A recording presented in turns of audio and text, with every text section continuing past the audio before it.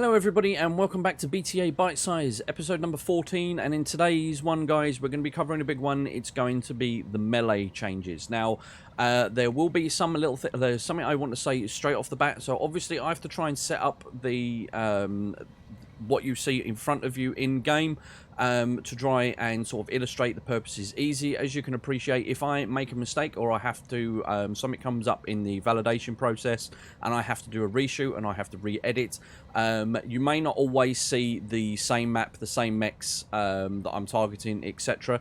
Obviously, as you can appreciate, it's quite difficult for me to make that consistent. So, you know, if it is a little bit jarring, I apologize, but if I do need to make changes, then I do need to make them rather than make them wrong.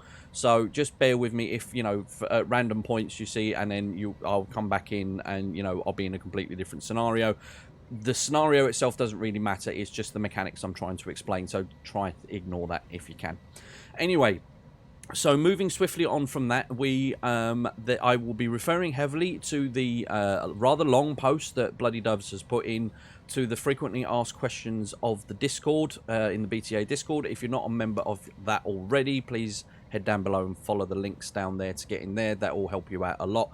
Obviously, if you want to actually read through the stuff. Also, the post was initially written when the changes were first introduced, and I know there have been some tweaks. So the formulas that I'll be showing you, if I'm waiting for people to get back to me on if there's any differences. If there are, I'll try and get them up in the subtitles below, or I might add them into the comments. We'll work that out as we go. Anyway, so first and foremost, the main difference is the actual attack motion itself. So as you can see, before in the vanilla, all you would do is you would click on you do your move, you click on the mech you want to do, and then it would go and do the attack, and it will go and do the melee. Whereas now, obviously, we have different options. Ignore the physical weapon one for now. We'll get to that one in a minute. But for the rest of most of the mechs, you have charge, you have kick, and you have punch. Each one works in a different way and applies its damage in a different way. And, you know, so this is the changes we're going to go through now. So first and foremost, we have charge. Now, this is the only attack that you can do while sprinting.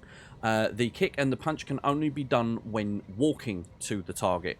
So this means that if you are going to be building a bot specifically for the melee, it might be worth considering putting a supercharger in there, providing you have it, more so than the mask, because the supercharger obviously gives you a bonus to walking distance, which is going to be more useful for you in the long run. The reasons for this I will explain now. So the charge is a bit of a double-edged sword. It does the most damage. However, what it does do is it actually reflects damage back on yourself as well. As you can imagine, it's meant to simulate you running your mech full tilt into another enemy mech to do damage. Obviously, you are going to take some return damage for that in place. So the current formula for the damage done to the target is the attacker tonnage. So in this case, the 75 ton, which we have with the Black Knight that we're using right here. And that will be times by 0.4. And it's also then multiplied by the amount of hexes you move. So the further you move, the more damage you will do. However, the more damage you will receive. Likewise, the instability is done by the attacker tonnage times by 0.5, and that's also multiplied by the number of hexes moved. So as you can see, charge is a really, really strong ability. However, it does have quite a significant drawback.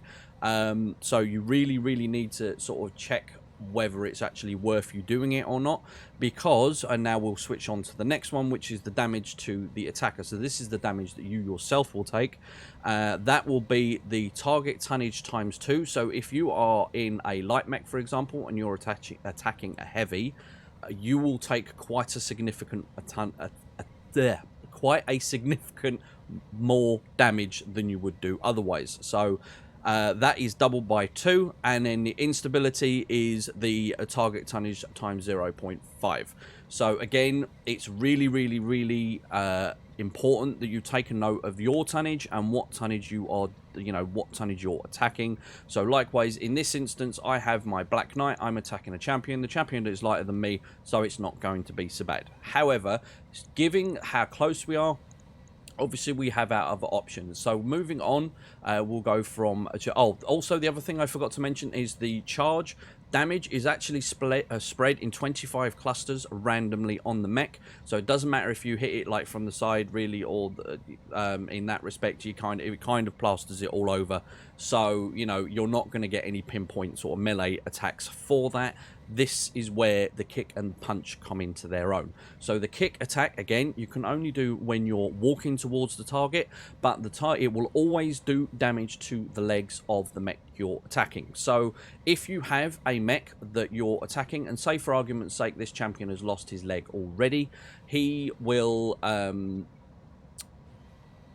basically lose the other leg, providing you can do the other damage. So that is a good way for you to gain the, take the mechs out easily. There's also other things as well. So the sorry, I'm just referring to the thing here. So it only does it to the legs. You can't sprint, which we've covered. Kick damage is done in a single batch of damage and doesn't spread out. It only hits the legs and cannot hit any other part. And they also have an inherent +2 accuracy, and they will always make your target unsteady. However, if your kick misses, it will make you unsteady. So again, you need to make sure you've got quite a high attack, a quite high sort of chance to hit roll for that one. So moving on to the punches. The punches are the lowest damage of the three, but they do have significant quirks. Again, you can only do them if you can walk to the target. You can't do them if you sprint. The punch damage is done in a single batch and it doesn't spread out, but the punches have a special hit table and have a 1 in 6 chance to hit either arm or torso or the head. Punches can be formed with any combination of actuators. There are various different pieces of equipment you can have that you can add to them, such as on here. I don't actually think it shows the actuator on the arms. Yeah, we go. So there we go. As you can see on here, I have like hand B40, upper arm block, shoulder tackle. These all do various things for mitigating and increasing damage, likewise accuracy, etc. The punches can be performed with any combination of arm actuators and stuff, but the less actuators you have, the less accurate your punches will be. So the so if you don't have any hands, it's a -1 penalty to accuracy. If you don't have lower and upper arm actuators, they are a -2. And the punches always assume the attacker is using their best arm, meaning their least damaged one. So if you have a arm that's like only got 2 actuators and you've got another arm that's going to use 4, it will use the one that's got 4. So it works itself out in that respect. The punches do not make the targets, however, unsteady unless the stability damage would already do so. So it's not like an inherent, like with the kick, it won't instantly make them unsteady. And yeah, that's pretty much about it. A lot of the damage is calculated by, obviously the various different actuators and stuff you have on there with boosts and things like that. And obviously every single mech is different. So if you actually look at the bottom right hand corner there where it says the melee, it actually will tell you which melee you're going to do, and it will actually tell you which damage you're going to do as well. So for example, for the melee charge, it will be 24 times 5. If we go to the kick, it will be 75. And you also notice that it actually gives you a readout on the bottom here. So it tells me that I'm going to take 109 damage and 55 instability for doing that. So pay attention to that one. That is going to tell you basically whether that's a good idea or not. Likewise with the kick and the punch, again, it does give you a sort of tooltip that tells you what you're going to be doing there. With regards to the punch as well, there is actually the less damage can be mitigated if you have the tier 9 guts skill on your pilot, which actually gives you 2 punches. So as you can see here, we have 48 times 2. That means my pilot has got that skill attached. It only does the 1 animation, but it does happen. The damage will be applied double. Don't worry about that. It's obviously, again, just a limit of what they can do in the game.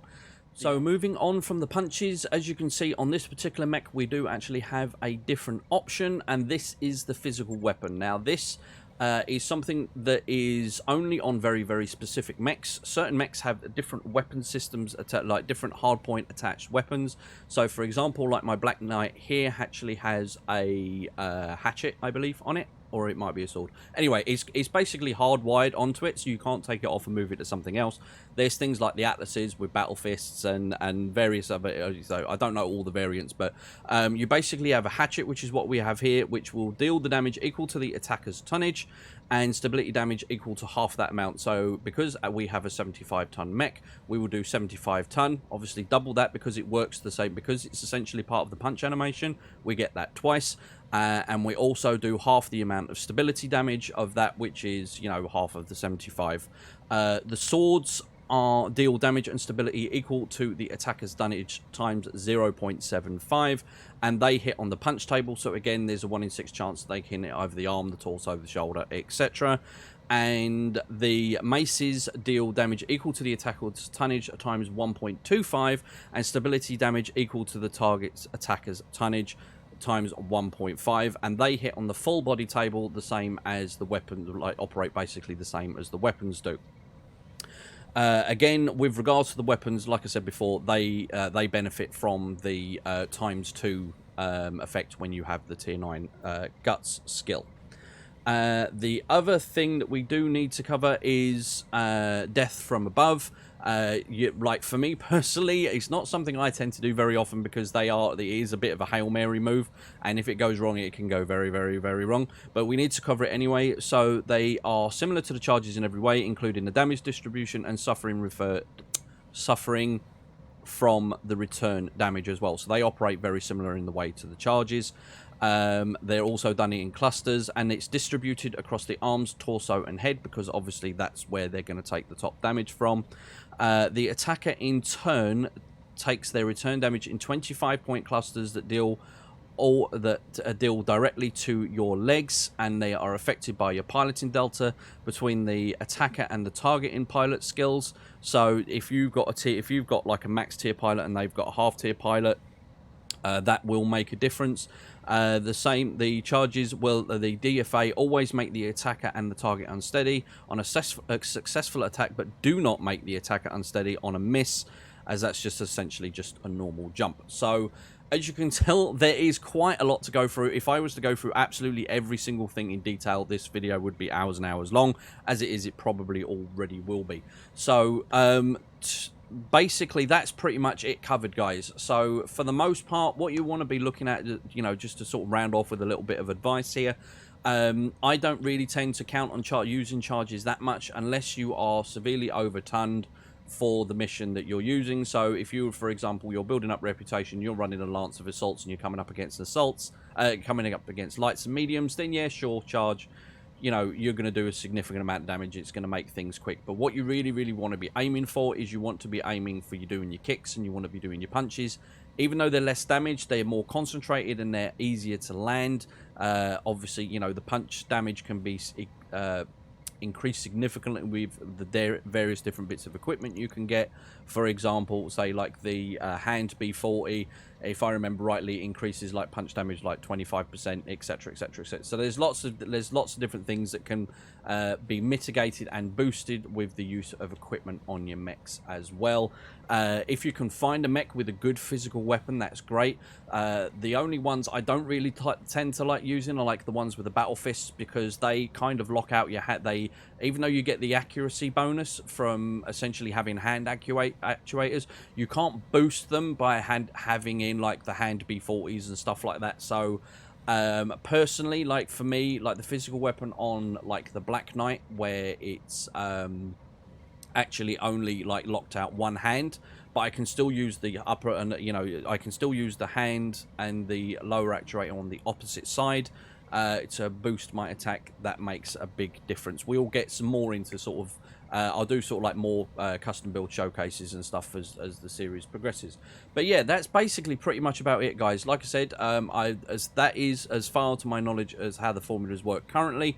I know there have been some changes to some things. I may need to do a follow-up video on this once I sort of get all of the changes for that nailed down. But as it is, for the most part, that's, you know, that I know a lot of people sort of like get confused as to what you can and can't do, and why can't I sprint and do this, that, and the other. But basically, yeah, you can sprint to do a charge. You can only walk to do the rest of it. So again, keep an eye out for them supercharges. They're going to really help you out.